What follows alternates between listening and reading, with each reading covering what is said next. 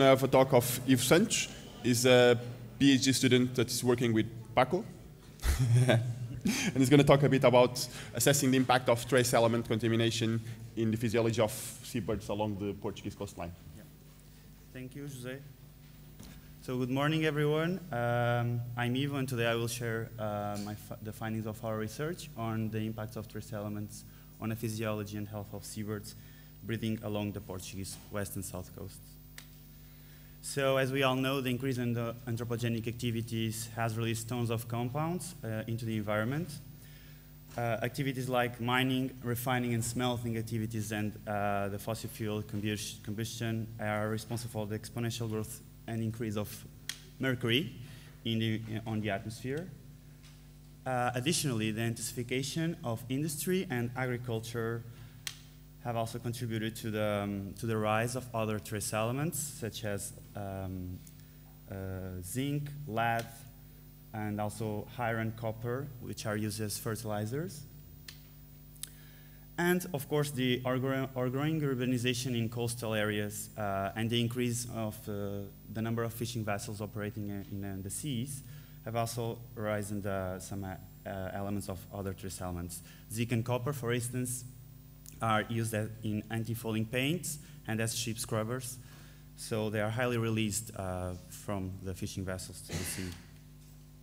In the end, with all of these inputs of trace elements, they inevitably reach the ocean. Once there, they can readily incorporate the food webs via adsorption onto suspending particles, via the uptake by microorganisms or phytoplankton, or also directly from the gills and skin. As Paco explained to you, some of these elements may undergo bioaccumulation within an individual a long time, but some others, like mercury, can also undergo biomagnification throughout the trophic levels. This means that they will reach higher concentrations at higher trophic levels, such as seabirds and us in humans. So that's why seabirds are used as bioindicators in ecotoxicology.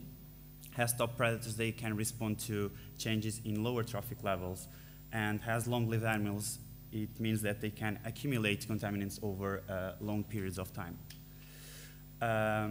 This provides us to assess their concentrations along their whole lives. They are also resilient to certain levels of contaminants, and sometimes very high levels, which gives also the opportunity to do local studies or also studies at a broader scale.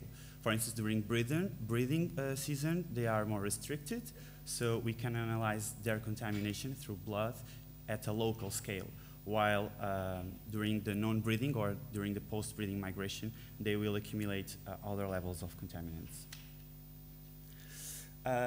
There are some effects of contamination by trace elements already reported in birds. Some report physiological stress, others report genotoxicity. For instance, in this graph, you can see that the increasing levels of copper, cadmium, and zinc, if I'm not wrong, made that birds had lower total numbers of red blood cells and higher frequency of immature red blood cells, which could be a sign of anemia-like conditions in birds. On the other hand, in this study, birds closer to the urban perimeter of a large city evidenced higher numbers of micronucleus. Micronucleus is an evidence of DNA damage, so this could be related to higher stress and higher damage of DNA when they are living closer to larger sources of pollutants. So our main goal here was to evaluate some impacts or potential impacts of trace element contamination on adult physiological health and condition using blood as our tissue. We used 3 species and 3 study locations. The first species was the yellow gull. We used it we collected samples in 3 breeding colonies along the Portuguese coast. We also collected samples from Kerry waters and from Albain gulls. We collected blood from our birds to analyze trace elements and to analyze stable isotope ratios of carbon and nitrogen, which will give us information about the feeding habits of the birds. We collected an additional blood sample for hemoglobin concentration determination, which is an oxygen carrying capacity indicator, and also another small sample of blood to calculate the erythrocyte sedimentation rate and to do blood smears. With these last two indicators, we can know more about inflammation, systemic inflammation of the individuals, and obtain some indexes of the immune system of birds.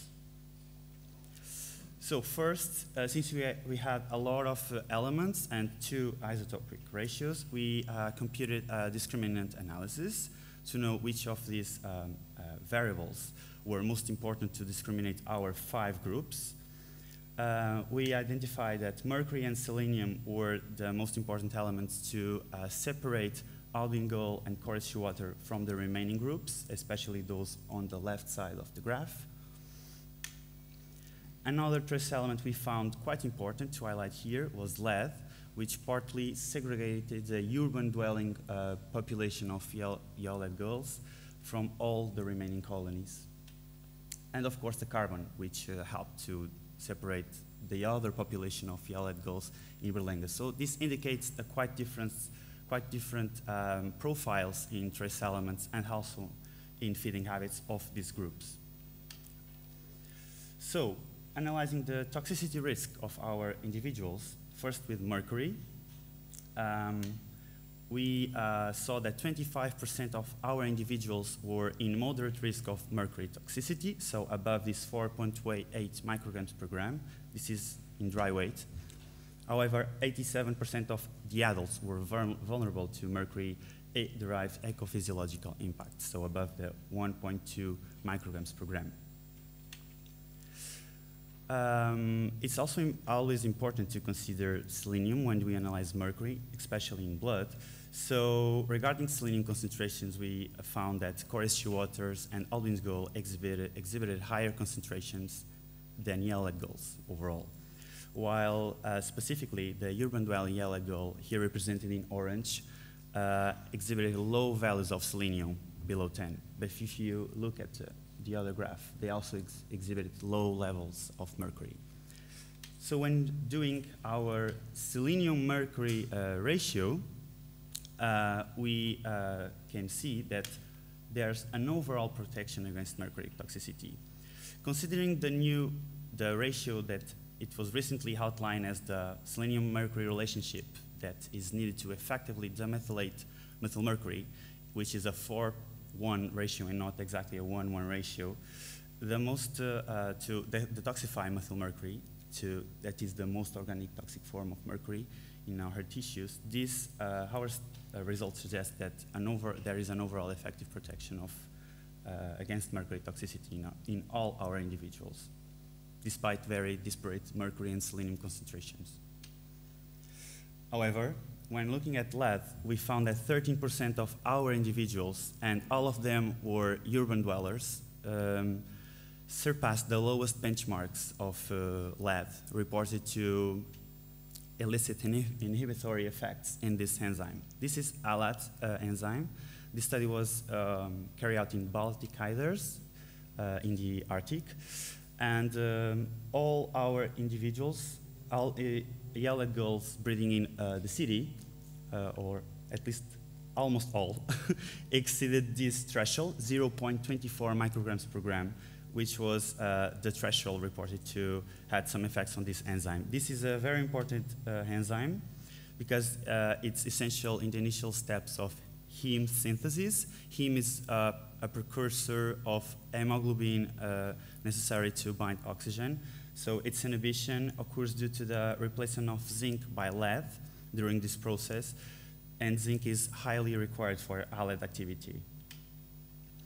When modeling our LDA scores with our physiological parameters, we found some interesting results. So our results suggest that lower carbon values, so those usually found when seabirds or at least gulls forage in terrestrial habitats. So these individuals had a higher predicted ESR. So ESR is an indicator of systemic inflammation, so it's a general parameter. And so it seems that, looking at this graph, that it could be advantageous to have a more opportunistic and terrestrial feeding strategy by the gulls, but there are some consequences. On the other hand, our results also reveal that only the population breeding in Deserta exhibited a relationship between the scores and the parameter. The parameter was the immature red blood cells. A higher amount of these red blood cells reveals that the individual is replacing the red blood cells that were depleted due to a hemorrhagic or to hemolysis. Hemorrhagic events can occur when birds compete for resources, and especially gulls, while at sea, since they are very opportunistic and they rely on fishing vessels and fisher discards. So during these interactions with fishing vessels, it could be some aggressions between the individuals can occur. So we found that individuals with higher mercury and selenium, which is an indicator of forage on marine prey, for instance, it predicted higher numbers of these hydrotrocytes. So this is quite interesting. In conclusion, so we found that in Haldane gull and in the southern population of yellow gulls in Portugal, there is a problem, a concern with mercury concentrations. However, looking at the urban population of yellow gulls, lead is a concern. So mercury, lead, and selenium concentrations among our populations, among our groups, and also species, underscore the influential role of the diet and the foraging strategies shaping the TE concentrations. Moreover, this study also highlights that the colony effect must be always considered when looking at the contamination patterns and accumulation patterns of contaminants, and the ecological context of each population as well. And of course, since we used some general hematological parameters and not that quite specific parameters to relate contamination with physiology, a larger sample size could be very useful to obtain a more robust analysis looking at these relationships. This study was recently published in Environmental Pollution, so if you want to know more, you can use the QR codes if you are interested. So thank you.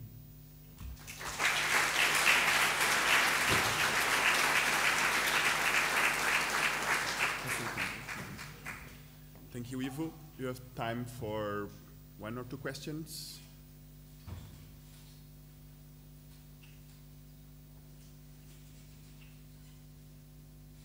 No questions? Oh, there. Hi, Ivo. Thank you very much for this nice talk. Have you checked, or are you going to check influence of the different concentration of mercury in the breeding success of the species? Okay, thank you, Martha. No, it's not planned for us to do it, at least in my PhD, which I'm finishing. So no, we did not do it because of first the sample size, and first I have quite doubts that we could have an interesting relationship with that, because there are a lot of factors that we did not control for. So I'm wondering if it would be useful or not for my aim, at least. Okay, thank you.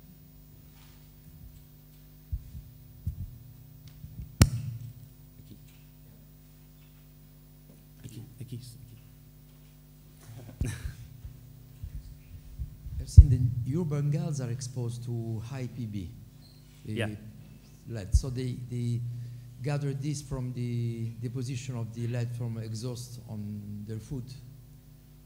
Because we live in the same environment as gulls, so we should be more, and they're eating our food at the end. So they should be more or less like we are. But why they have so much lead? Well, gulls, we are all... I don't have an explanation. You just measure this. Oh, okay. No, but if you have an idea. Okay. I was just saying that, a good question, and probably we are also, of course, we are also exposed to the same lead concentration as they are while in the cities, right? I'm not aware of the human concentrations of lead like in the literature, but I think since we are different from gulls, right, in weight and physiology and metabolism, perhaps the levels that could be harsh to humans are different from those that are harsh to birds. So. Thank you, Ivo.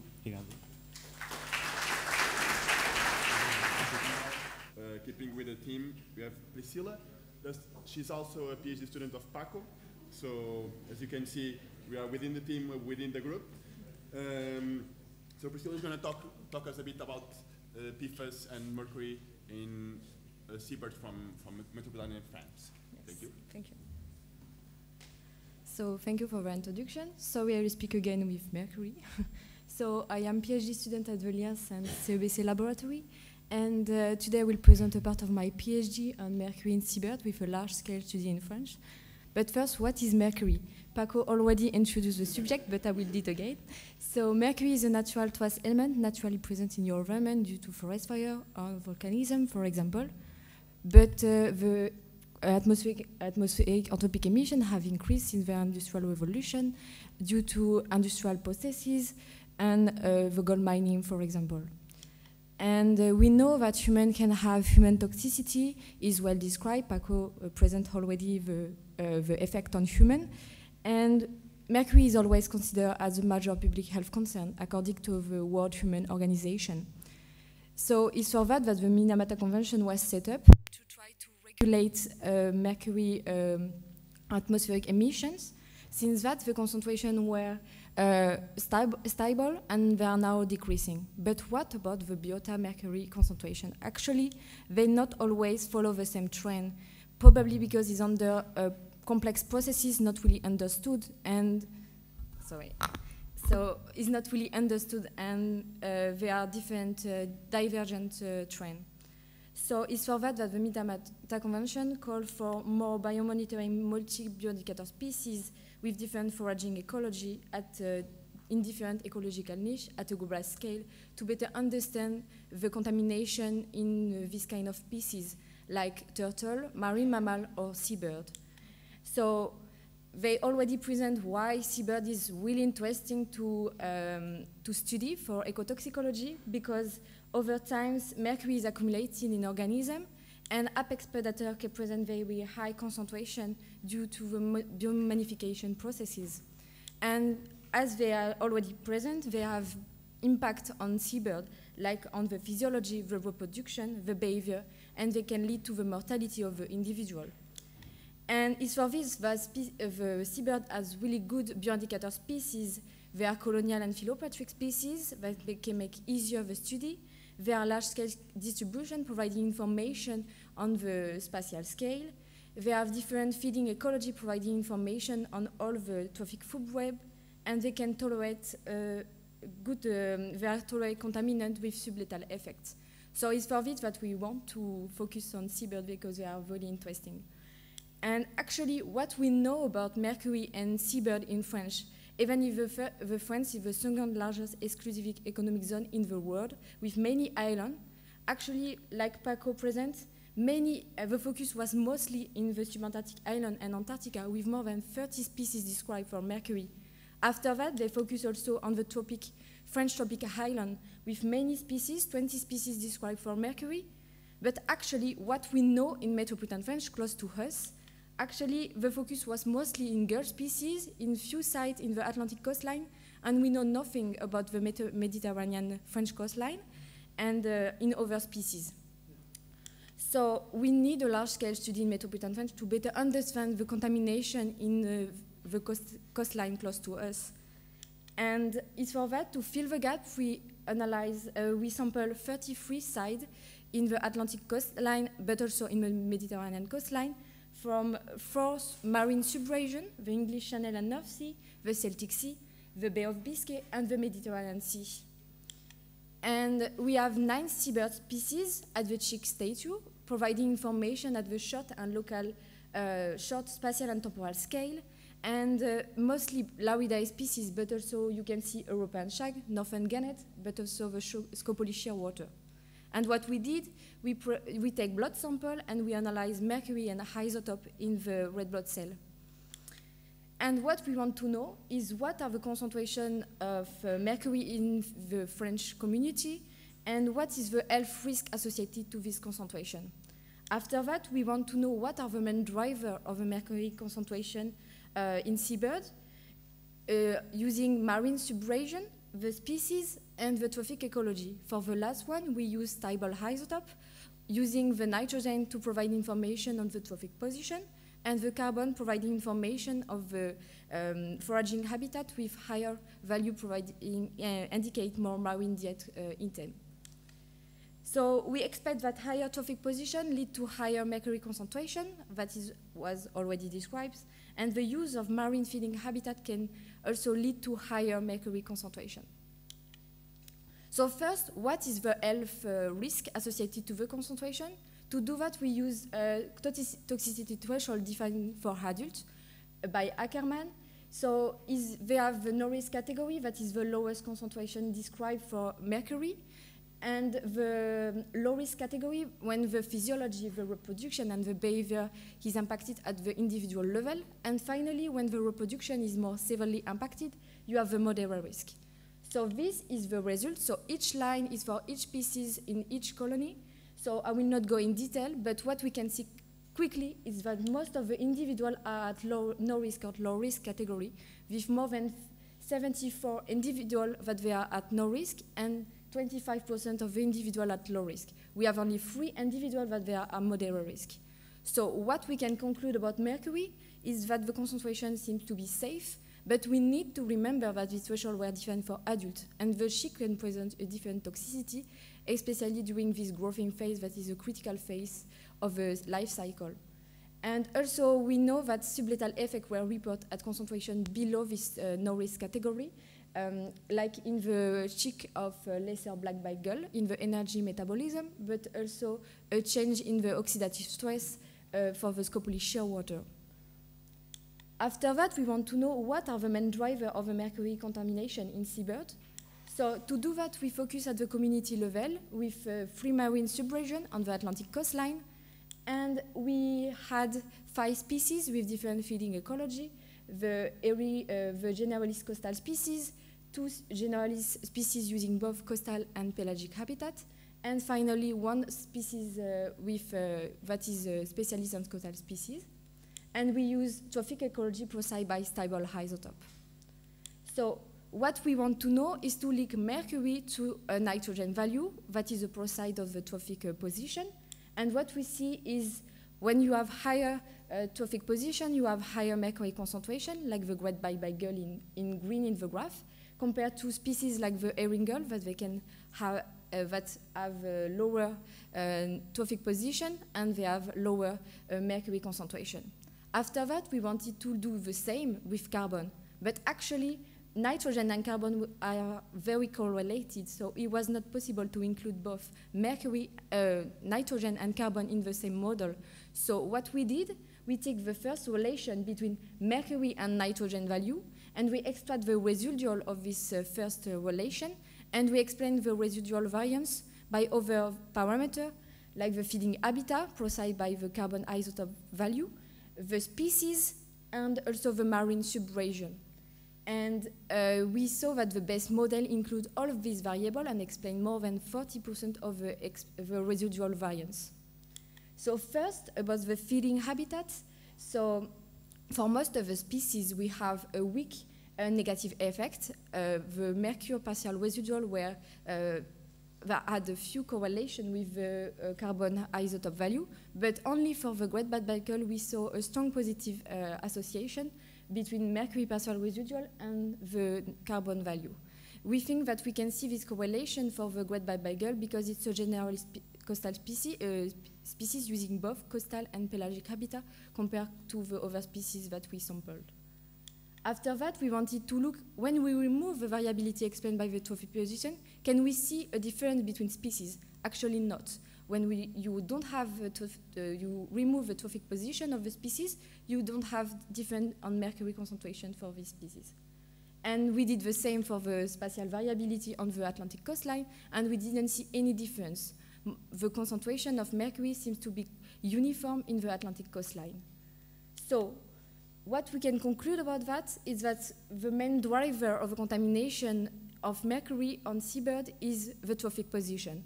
And the feeding habitat can be a minor driver, and the species difference is mostly due to the trophic position.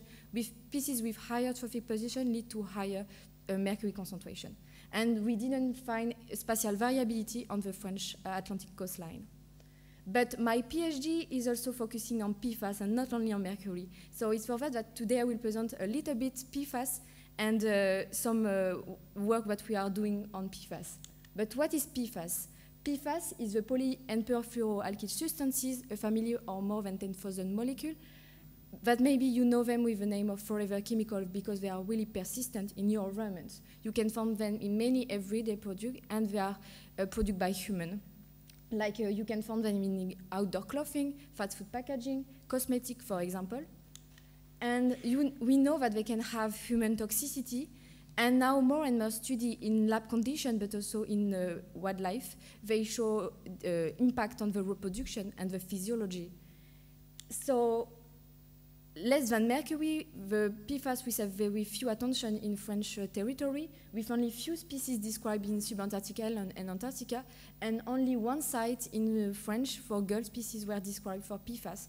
So we have really a lack of information about PFAS and seabird in French.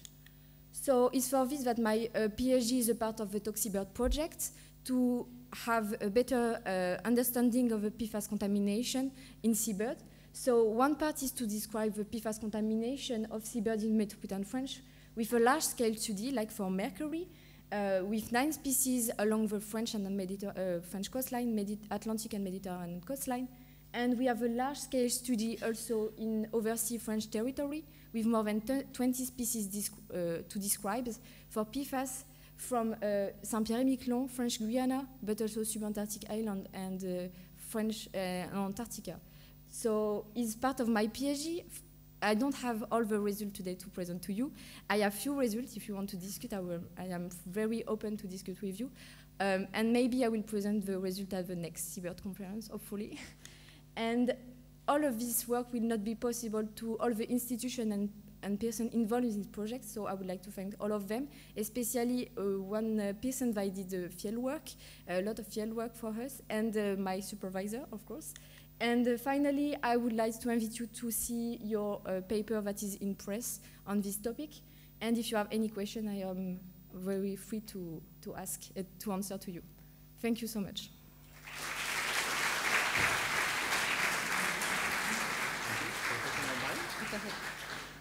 Thank you, Priscilla, for your talk. It was perfect and on time, as the early careers are used to do it. So, any questions for Priscilla? So I have one. Yes. Because I work with mercury, Mm-hmm. and I'm thinking of working with PFAS now. Mm-hmm. How hard is to switch your mind from doing lab work with mercury, it's quite straightforward in a way, Mm-hmm. and to work with these organic contaminants are a bit harder? It's two things completely different. So for mercury, we did it in red blood cell, mm-hmm. and for PFAS, we did it in plasma. And and it's not at all the same methodology in the lab. So it's quite interesting, actually. I get many skills in different, for the both analysis. So it was quite nice, but yes, it's not always the same, the main driver. And for example, I'm not sure that isotope, we can find the same relation that for mercury, for the PFAS. And maybe it's because they are different, the chemistry is different for the two compounds. So it's quite interesting, but yes, sometimes you are switching between both. And it could be difficult, but it's so challenging, but it's also very interesting because you get skill for both. And it's quite interesting, actually. I guess that's a good thing about doing a PhD with different topics, that you can get a set of skills from different things. Yes, and the birds are exposed to many compounds. So actually, we are focusing on mercury and PFAS. So it's good, but it's not all. But using but using both, we have also you know that we can see also if mercury is correlated to PFAS, and this kind of question is also interesting. And as facts show, like sometimes with contaminants, you need to look to different things to see how they correlate, and an effect of one can be explained by the presence or the absence of the other one. Yes, so exactly. Thank you very much. Yeah. Okay, thank you. So now we're going to have a presentation of Kerry. She doesn't work with Paco, so we're moving forward. Sadly. But it's quite funny because we got the questions on the plenary talk about plastic and metals. So maybe no Kerry, pressure, maybe Kerry's going to give you an answer. Thank you. Thank you. Yeah, so my name is Kerry. I'm with the Canadian Wildlife Health Cooperative in Guelph, Ontario, and today I'm going to share some results from my PhD. So I'm going to dabble a little bit in heavy metals again, but mostly focusing on plastic ingestion and health metrics in gulls that we're feeding at a landfill in Atlantic Canada. Okay, so I know as seabird enthusiasts, most of you are familiar with the impacts of plastic pollution on birds, but I'll just give a little bit of background. So it's estimated that by 2015, 6,300 million metric tons of plastic waste alone had been generated globally. We're not great at reusing plastics, so only about 9% of that globally would have been recycled, 12% incinerated, leaving almost 80% either directly in the environment or in landfills, which are often open to the environment. And this is where we see birds interacting with plastics in lots of different ways. So we can certainly see plastic entanglement and entrapment. We see ingested plastics, and increasingly we see birds using plastics in their nests. And as you can see from some of these numbers, we've had hundreds of species documented in interacting with plastics, but there's still a lot that we don't know. And this can have pretty harmful impacts, particularly with entanglement and ingestion. We can certainly see lethal impacts on individual level. But of increasing interest and maybe more importance from a population level perspective are these chronic or sublethal health impacts of ingestion of plastics. And so that's where a lot of the literature has been heading. And so we've seen studies looking at this where in birds with ingested plastics, we've seen increased inflammation and fibrosis, particularly in the GI tract. We've seen higher levels of plastics associated with reduced body condition, changes in gut dysbiosis, and higher levels of accumulated contaminants, particularly plastic-associated contaminants. And really, there's just a lot we still don't know about the impacts. And so that kind of sets the context of what we were hoping to look at with this project.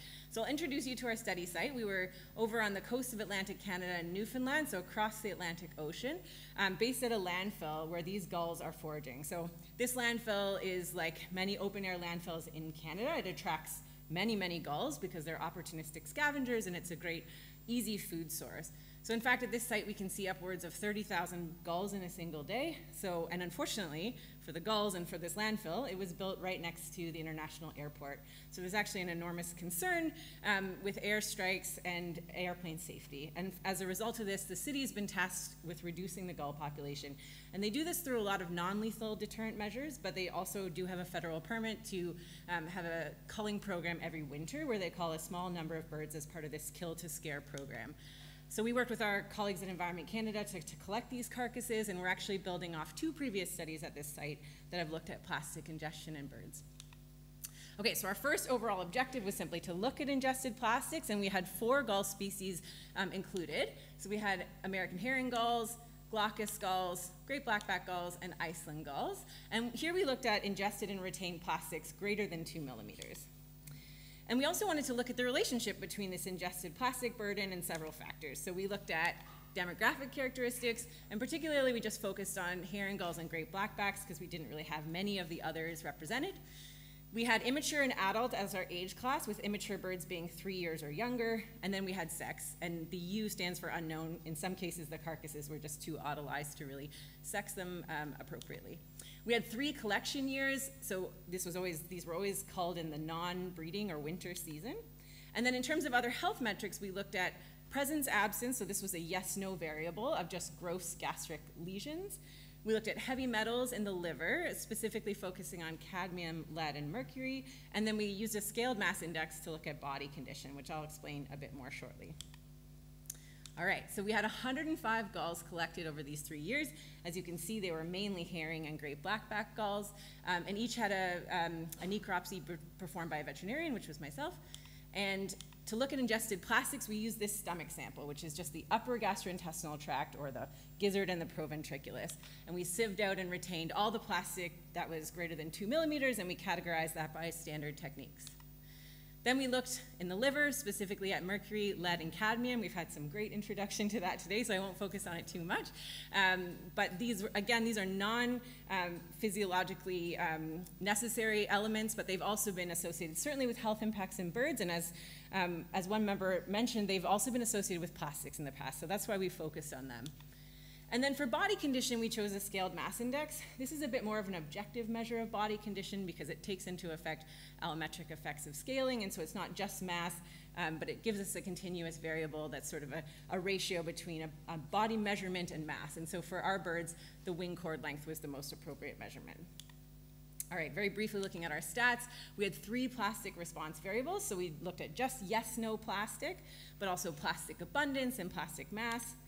And we used a combination of generalized linear models and Fisher exact tests.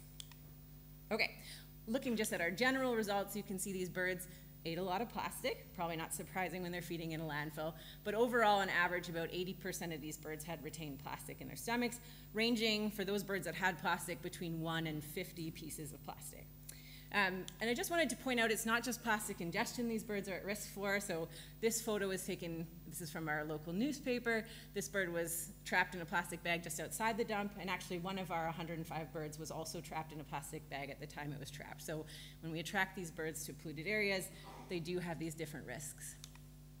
I'm not going to focus, I hope not to disappoint anyone, but I'm not going to focus too much on trace elements today. I'm looking more at the plastics, but briefly we did look at interrelationships between our predictor variables. And with mercury, we did see a significant impact of species with great blackback gulls having more mercury than herring gulls, which fits nicely with what we've heard today. These guys feed at a higher trophic level, so that makes sense. We also saw immature birds having more mercury than adults, which doesn't make a lot of sense when you put it in context of what we know about mercury. So we don't know if maybe in this area these immature birds are foraging differently. It's also very possible that our age classification is just too broad to pick up on the nuance of what's going on there. We found no really significant interactions surrounding lead, but with cadmium, there was no species difference, but we did see an interactive effect of sex and age. So here we saw adults having more cadmium than immature birds, which made sense, but this was only true for males and unknown sex. All right, getting into our plastics analysis. So first we looked at this relationship between gastric lesions and plastic ingestion. And as you can see here, 84% of the birds had some sort of gross trauma to their gastrointestinal, to the stomach sample rather. And we didn't find any impact of plastics on any of those 3 variables on the GI lesions. Probably not too surprising, this is a pretty coarse metric. These birds eat a lot of sharp objects naturally as well, things like bones and rocks. So we want to go back and do some histopathology and try to tease out this impact of plastics a little bit further. But we did see a significant impact of species, with great blackback gulls ingesting significantly more plastics than herring gulls in terms of both abundance and mass. So here I have abundance on the left and mass on the right, and you can see the great blackbacks overall had more plastics than the herring gulls. And then looking at our species-specific models, for the great blackback gulls, the only significant variable was body condition, this scaled mass index. And it was significantly positively related to both abundance and mass. So again, we have abundance on the left and mass on the right. And this was pretty fascinating, because as you can see, as these birds got heavier, they had more plastic. And if you look at the literature, typically what we've seen is either no relationship between body condition and plastic, or a negative relationship. So this was a pretty interesting finding. Then when we looked at our herring gull model, we didn't see any relationship with body condition, but we did see a significant relationship between lead concentrations in the liver and plastic abundance and mass again. So just sharing the abundance data here, but in both cases, as lead concentrations increased, we had higher amounts of plastic. Also, looking just at plastic mass with these herring gulls, there was significant relationships with both sex and year. So for the herring gulls, females had higher burdens of plastic in terms of mass than males, and we did detect some interannual variation as well. Okay, so overall, we found that these gulls foraging at a landfill ate a lot of plastics. One was also trapped in plastic. Again, this probably isn't surprising, but it's an important reminder that when we attract birds to these really polluted areas, they are always at individual level risk. And I didn't focus too much on the trace metals today. There hasn't been a lot of study of gulls in this part of Atlantic Canada. Our gulls had fairly low burdens, though, in the grand scheme of things, and they were within the reference or within the ranges of what's been reported before in Atlantic Canada. And we don't really know if this is having subclinical health impacts. So there's a lot more research to be done here. We do know that gulls are maybe a little less sensitive to some of these, so maybe they can put up with higher levels, but we don't know exactly whether this is having any impacts. Looking at our species models, we did find this pretty fascinating relationship, and we think maybe there's a trade-off happening here where these great blackback gulls are accessing this higher calorie but lower quality food, and then they get a higher body condition but also a higher plastic burden. And this is just a reminder that bigger isn't always better, right? These birds aren't necessarily healthier, they're just chubbier, to be honest. And there's a lot of things we didn't measure, right? So we didn't look at, for example, changes in microbiome or accumulation of plastic-associated contaminants. So there's a lot more to unpack here. And then with herring gulls, this is getting to this question about relationship with plastics and trace elements. We did see this relationship where birds with plastic also had more lead, or as they both increased together. So there's sort of two potentials here. We could have plastics absorbing lead, so essentially acting like a dietary vector. And we know from the literature that plastics are quite good at absorbing lead, and that those can then transfer into animals. But the other alternative is just that these birds are just co-exposed to two contaminants when they're foraging in a really polluted environment. And we actually think that's probably more likely in this scenario. So herring gulls forage at a lower trophic level. They're maybe spending a little more time looking for grubs and things in the soil. And in landfills, the soil is where we see lead accumulating. And we think if it was just plastics acting as a vector, we'd probably pick up that signal in both species. So for us, we think both hypotheses are possible, but likely it's more of a co-exposure thing here. Okay, but overall, you know, we had these two pretty similar Larus species. They live year-round in this area. They forage year-round at the dump. But we saw really big differences in their exposure to both plastics and trace elements. And so we do think that it's foraging behavior and trophic niche or trophic level that are really driving those differences. And we're not done working on this project yet, so we're in the process of looking at plastic-associated contaminants in the livers of these birds in relation to our plastic burden. And specifically, we're focusing on benzotriazolyl UV stabilizers, which we know can have some pretty negative health consequences. So stay tuned for that, hopefully in the coming months. And that's it. So I need to thank all of my colleagues who worked on this paper. It was also recently published, so you can find that at that QR code. Yeah, and I welcome any questions.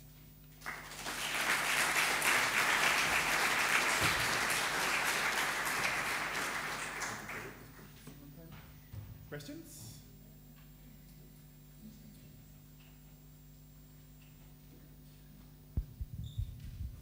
Thank you for the nice talk. Do you see a preference, a difference kind of plastic, or I don't know, the color of or something like that in your sample? Yeah, so were you asking, do we see difference in like types and colors of plastic? Yes, between both species, did you see any difference? Great question. So yeah, the question is about looking at types and colors between the species, and I didn't focus on that much in this talk just for time. We didn't see a significant difference, no, and the majority across all the species, about 70% of the plastics were sort of white or clear, which is typical. We think probably mimics a bit more natural foods, but also the majority were foam and sheet plastics, so like plastic bags and foam, and if you think about it, that's going to be associated with food in the landfill, so it makes a lot of sense that that's what they're eating. Yeah, but no difference between species. Okay, great. Thank you. Yeah, thank you.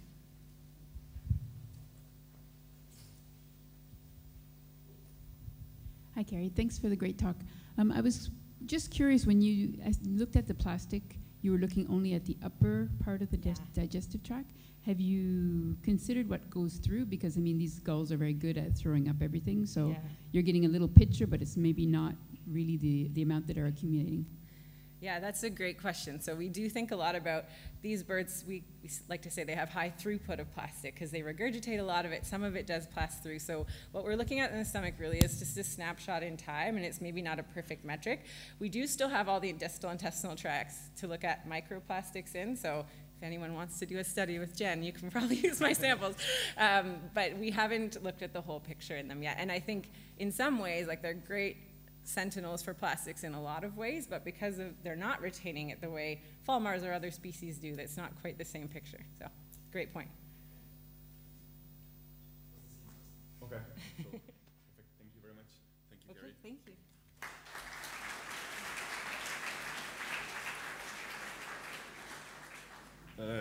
Contaminants and plastics that harm seabirds. Thierry is going to talk about a bit about infectious disease in seabirds. Let's just.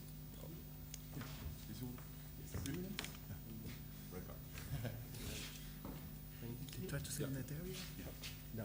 No, it's the You same. prefer to start up or down? Down. No. Yeah. Thank you. Yeah. Hello. First, I'd like to thank the organizers for this wonderful conference and to give us the opportunity to present things on infectious disease ecology in seabirds. So quite complementary with the previous talks. This is a recent and ongoing work on this topic with colleagues from my team and from other groups, more or less interdisciplinary, based in Montpellier at CNRS. Infectious disease are more and more seen as a threat to seabird population. Well, clearly, in the context of the current zoonosis of avian influenza, seabirds, because they breed in colonies at high densities, are clearly nice hosts for infectious agents that can be transmitted very fast and efficiently among hosts, potentially. Outbreaks are observed, reported in the literature. Individuals are clearly suffering in some instances due to pathogens and parasites. But overall, there is some knowledge about this, but maybe not as much as we could imagine or we could hope. There's quite a broad diversity of infectious agents, more or less pathogenic, and well, in different communities of seabirds. There's quite a lot of descriptive studies on some of these pathogens, some of these parasites. There is also whole literature reporting outbreaks, rare but sometimes very impressive outbreaks, with some, in many cases, the cause of the outbreak is actually not determined precisely. And overall, we could say that there's quite little knowledge about a few important disease ecology questions. For instance, how is exposure to some of these pathogens varying in space and time at different scales? Are species varying in their susceptibility to some of these pathogens, notably for pathogens which have multiple hosts? Could some species be used as sentinels to track the circulation of some of these infectious agents in the seabird communities? There is immunity, persistence of immunity against some of these infectious agents? And in relation to immunity, some mitigation measures such as vaccination in some extreme case of very pathogenic agent. Vaccination has been suggested as a potential tool. So during this talk, I will go over some results we are having with highly pathogenic avian influenza virus, as well as another disease, avian cholera, caused by a bacteria, Pasteurella multocida, which can be problematic. And we're working on this with different seabird hosts and seabird communities. So first, regarding avian cholera in seabirds, there are quite a lot of reported outbreaks over the years in the literature, sometimes very impressive outbreaks. This is a disease that kills quite fast many individuals at some colonies. This is notably reported a lot in North America on anatids, on ducks. One point is that there are few places where repeated outbreaks have been reported. On Hope Bay in Antarctica, quite an important study carried out on East Bay in northern Canada on eider ducks, and a critical situation on Amsterdam Island in the French southern lands, on which we have been working, and where for the last decades, massive die-off of some of the species are occurring, seabird species are occurring there. And in particular, there is massive recurrent die-off of nestling of yellow-nosed albatross and sooty albatrosses, For yellow-nosed albatross, there is a really large part of the world population on the island, and it's suffering clearly from massive die-off, and several of these species are decreasing, quite likely due to these recurrent outbreaks. Northern rockhopper penguins are suffering also a lot of the disease on the island. We have been, over the last 10 years, working with different approaches on this topic, trying to tackle different important questions. Today, I will focus mostly on what's going on outside of Amsterdam Island. There is a circulation of the bacteria in other communities, so in the region and beyond, and especially, well, if we consider that the bacteria is all over in this kind of system, it's very different than if it's only on Amsterdam alone, and that we could imagine some rare dispersal event to other places where there could be outbreaks. And so the question is, where are other seabird population exposed to the pathogen? Could scavengers such as brown skuas or giant petrels be used as sentinel? To answer this, we screened 18 species of seabirds from 11 islands all over the Subantarctic and actually subtropical area for Gulf and Amsterdam, looking for antibodies, so from blood sample, getting plasmas, and looking for antibodies against these bacteria. The results show that there is a high variation in the amount of antibodies and the proportion of individuals with antibodies among species. On the left, we have apex scavengers and predators, in particular the giant petrel, northern and southern giant petrel, and then skuas, which are showing high antibody titers against in many of the individuals, and high prevalence, high proportion of individuals, with in the giant petrels almost all individuals being full of antibodies against this bacteria. When we look, and then a very striking difference with the other species, when we look at what's going on Amsterdam, where we know there are recurrent die-off, we found that in the skuas, that's where we get the highest title of antibodies against the bacteria. Currently, the skuas do not seem to suffer too much on the island. Maybe they suffered decades ago, but the individuals that are there are resistant, at least the adults. When we look at the yellow-nosed albatross in green here, we have clearly some individuals, a proportion of the individuals that have antibodies against the bacteria, but it's a relatively small proportion. This is maybe due to the fact that it's mostly the chick, and the outbreaks are occurring at the time of the chick rearing, when the chick are 1 or 2 months old, and the parents are much less present on the colony, so maybe they're not so much exposed to the bacteria. And also we have, by capture mark recapture, shown that the antibody level doesn't persist a long time. From 1 year to the next, the antibody level goes down in this species. And for rockhopper penguin, we actually also do not find high level of antibody, high prevalence. And, but we think there that it's possibly because most of the individuals that are exposed are actually dying. And so there are very few individuals that actually are exposed and survive and thus have antibodies. When we look at Crozet, which is several thousand kilometers west of Amsterdam Island, we were wondering whether the bacteria is circulating there.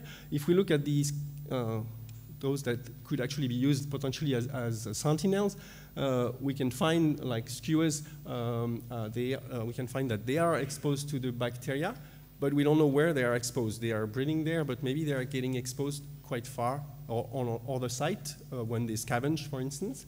And then it's possibly really more interesting to look at a species like the leather schistbill, Oceanis minor, the little white bird there, because we find on Crozet that they have antibodies against the bacteria, and they are resident, year-round resident species. And we find also king penguins to have antibodies against the bacteria. When we looked at these level of antibodies between years in terms of proportion of infected bird, proportion of birds with antibodies and proportion and titers, mean titers of antibodies, we can see that they seem to vary, but all colonies within Crozet are showing that the individuals are exposed to the bacteria.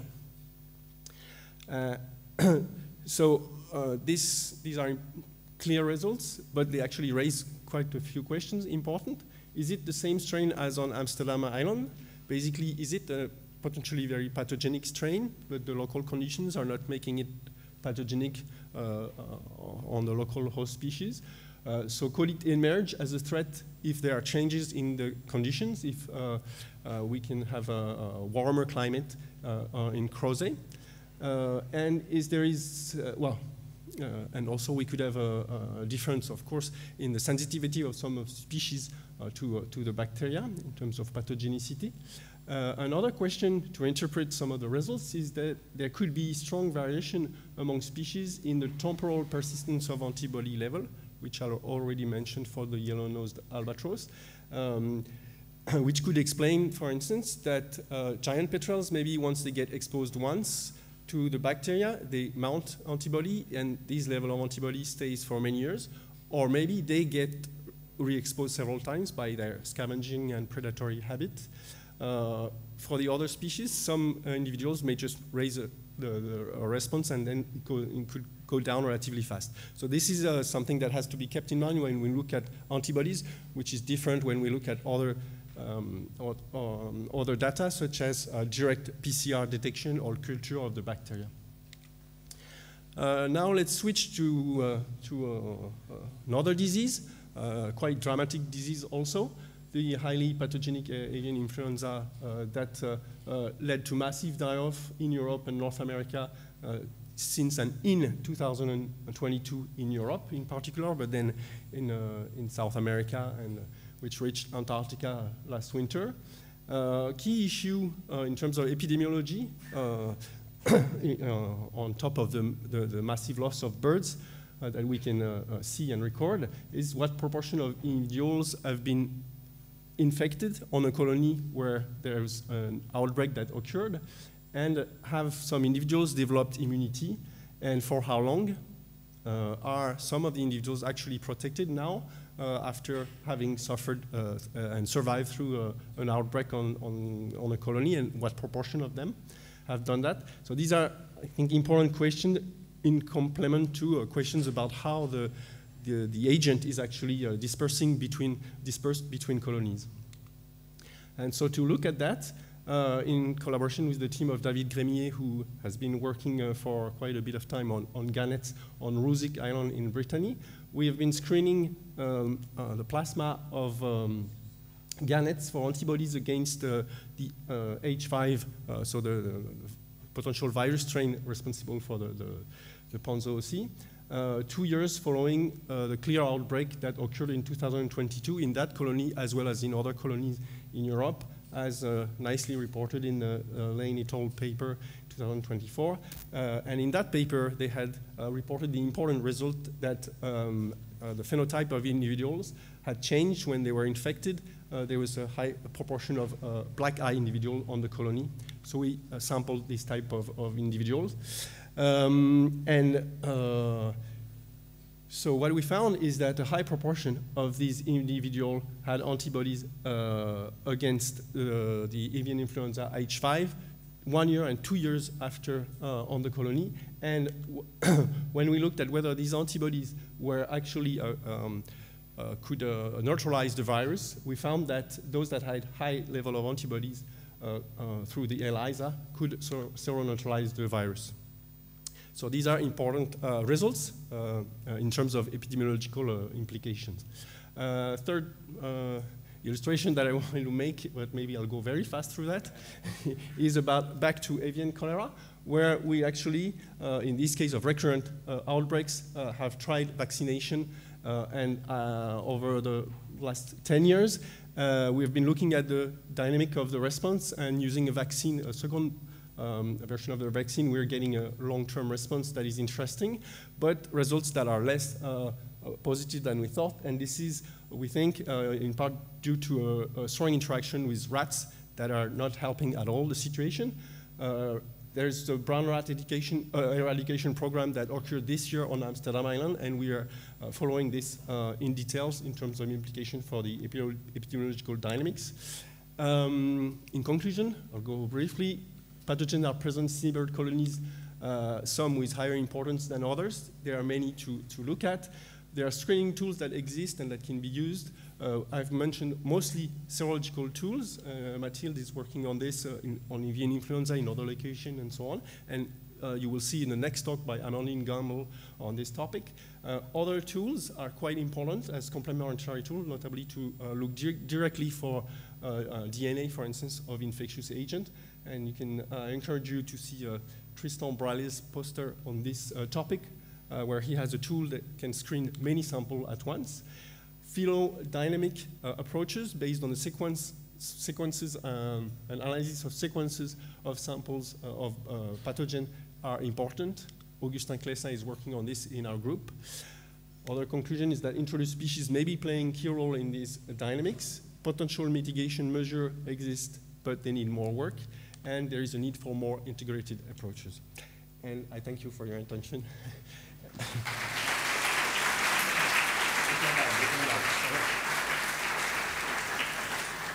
So now we have Amandine. Sorry, Amandine. And she's going to talk us a bit how does avian influenza get to the southern Subantarctic islands, right? Hi, so I'm Amandine, and I'm going to follow on the disease topic and talk about highly pathogenic avian influenza in the Falkland Islands, so in Subantarctica. So to give you the very rough context, you probably heard about the pandemia that started to affect wildlife mostly in 2022.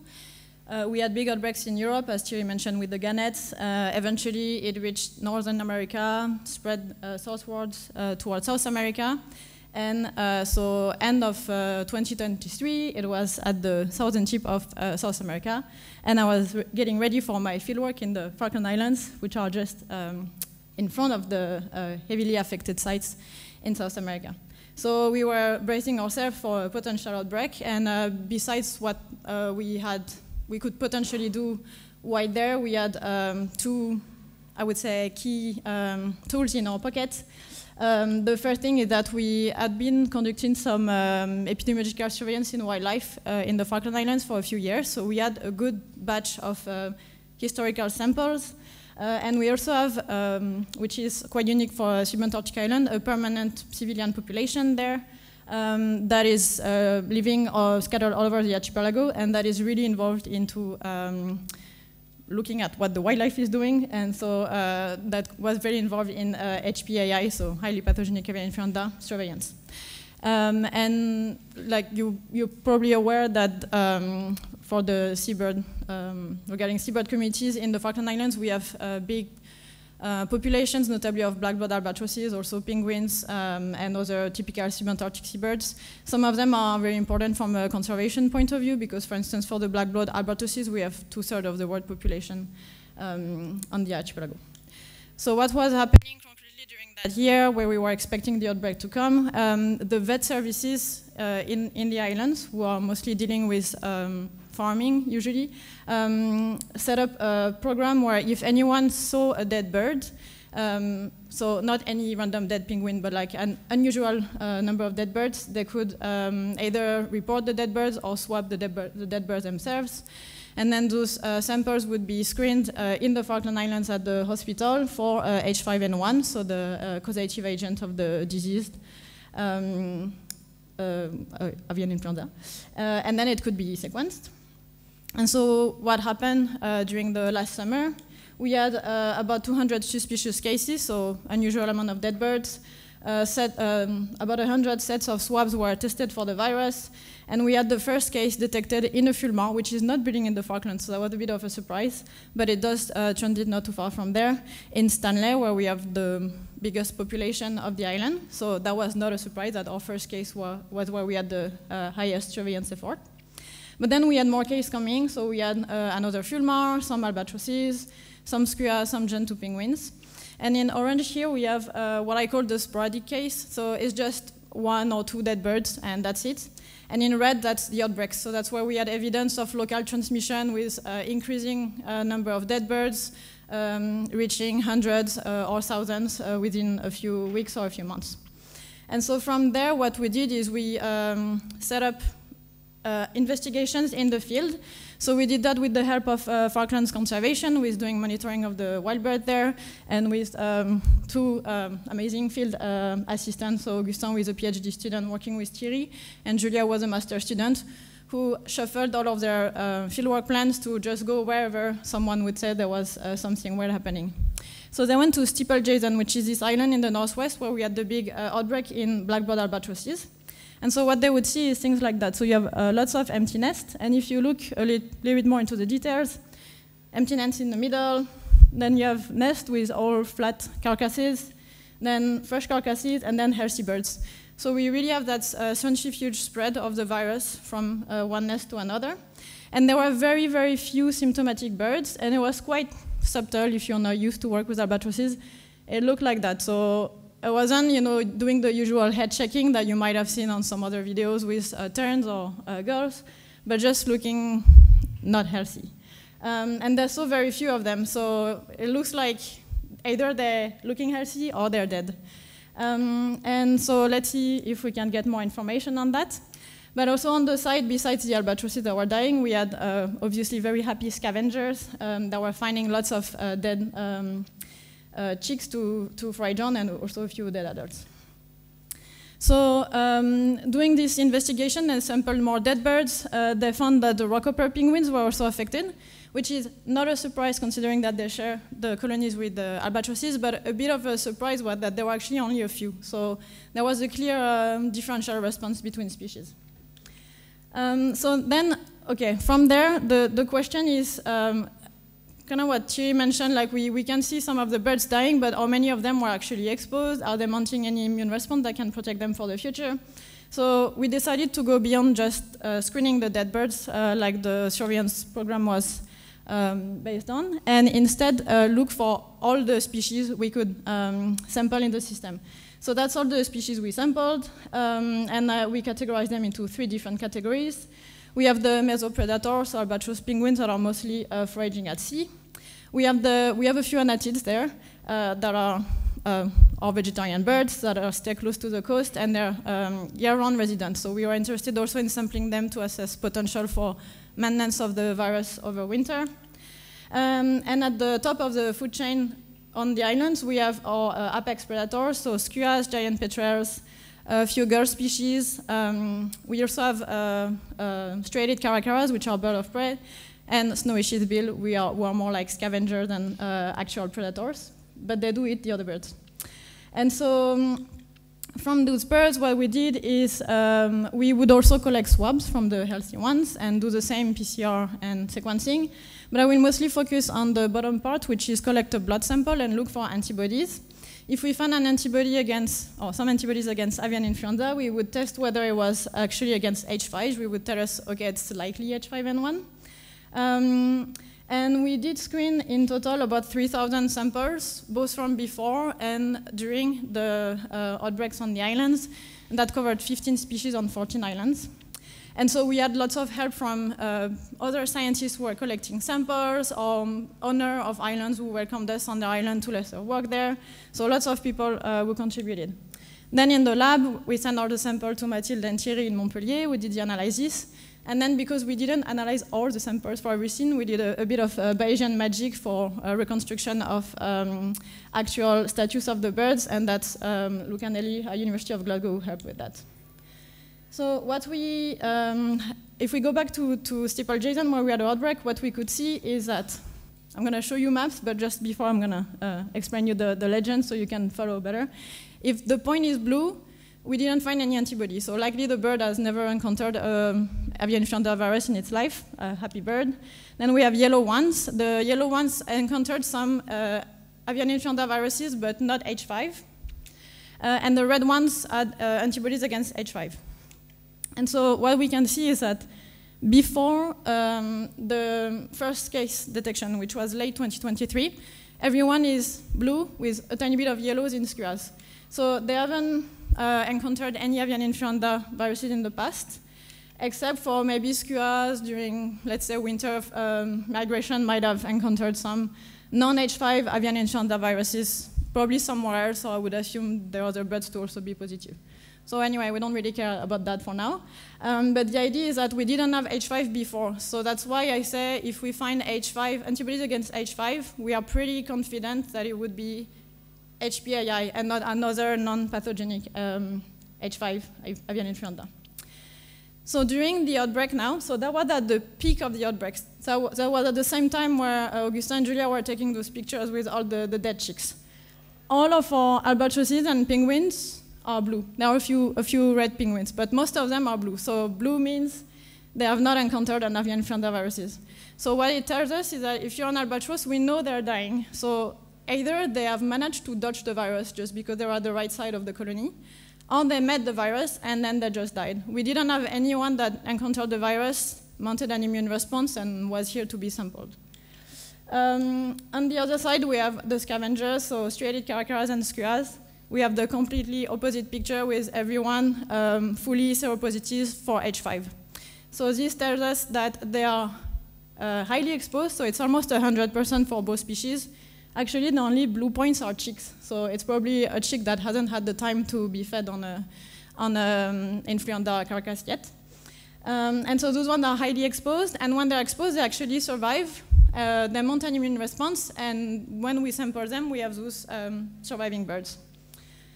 So yeah, that's like what we can get from there. So it tells us that scavenging is probably a very efficient transmission mode for avian influenza, and that we have a very high lethality in mesopredators, so penguins and albatrosses, that contrast with what we have in apex predators. So it also tells us now we have a new species on our map of affected, exposed species, which is the caracara. So we have a species for which we never detected any dead bird, but now we know the virus was circulating in that species. So we kept doing that, looking on other islands and other outbreaks. So we had an outbreak in Gentoo penguins on Sea Lion Island.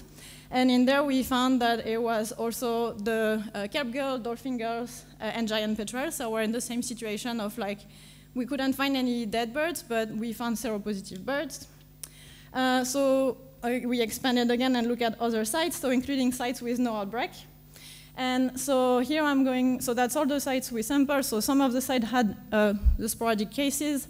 Some of the sites, they just never had anything reported.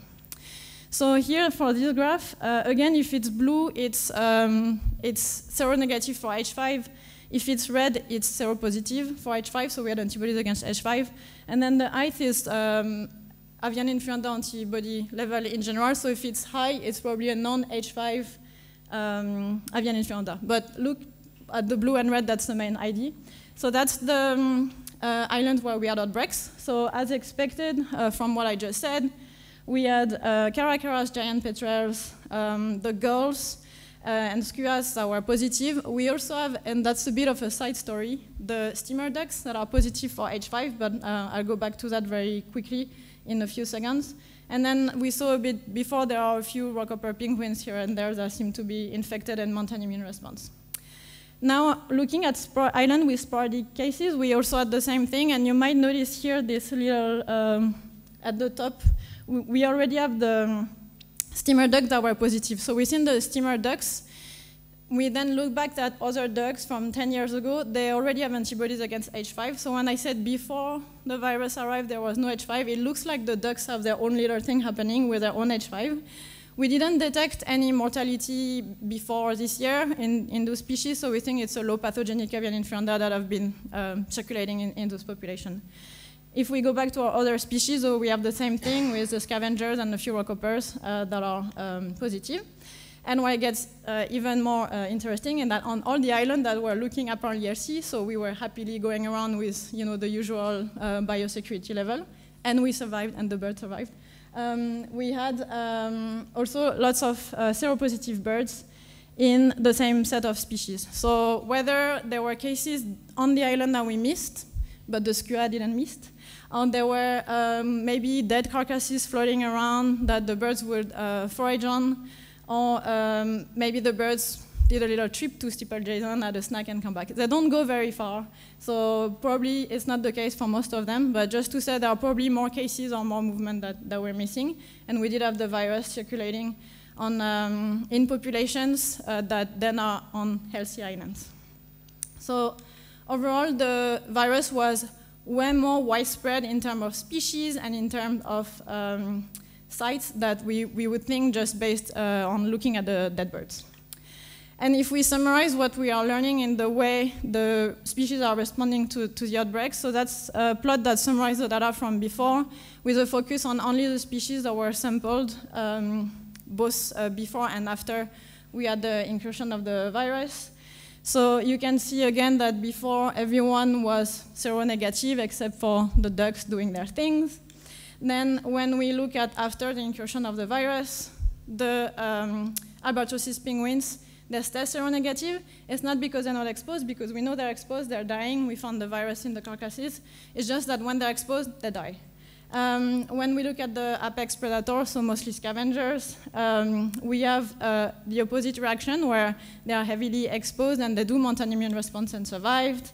And this is also the case on islands with no or few outbreaks. And then we have, again, the anatids doing their own stuff. So they keep on their dynamics from before. So in summary, that's our little epidemiological or eco-epidemiological network. We have our mesopredators. They get exposed. We have probably very short localized nest-to-nest transmission, as we saw on the picture before. Then they die. They don't really mount an immune response, or they don't have time. Actually, we did find a few Gen 2 penguins that were symptomatic with antibodies, so we know technically they can. It's just that they die before it's efficient. Then we think that the scavengers are exposed through scavenging. They survive, they mount an immune response. We don't think they transmit back too much, because otherwise we would have assumed lots of outbreaks also on the healthy island, where we did find the seropositive birds. We ignore the ducks. So this tells us that the response to infection is mostly due to ecological factors and not phylogenetic factors, because we had, for instance, giant petrels and albatrosses in both groups, so two procellary forms. And regarding the spread of the virus, how it came there, so we have two elements, tracking data that I won't show because you've already seen enough tracking data for the week, and phylogeny, which I won't show because we don't have time, but what it tells us that we have several introductions coming from South America. That is probably coming through pelagic seabirds that are going very close to the coast during the breeding season. We didn't have any outbreaks at the beginning of the season, so calm down before blaming the migrating skuas. Then the skuas and caracara, though mites, because they do survive infection, contribute to the spread of the virus once it's already on the island.